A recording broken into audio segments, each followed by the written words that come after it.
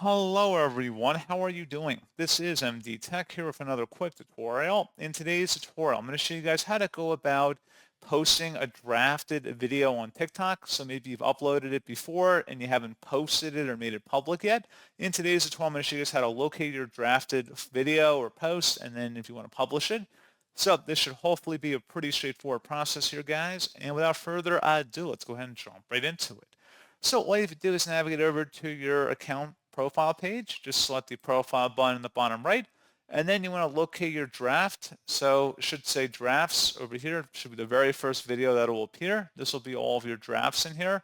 Go ahead and select that, and then locate the draft that you want to go about editing or modifying. So go ahead and left click on it. So at this point, you go ahead and edit the cover photo as well as the description, hashtags, location. If you want to add a link, you can do that. And then once you're done, you can select the post, and then it will go ahead and post it. So pretty straightforward process on that, guys. And as always, thank you for watching. I do hope I was able to help you out, and I do look forward to catching you all in the next tutorial. Goodbye.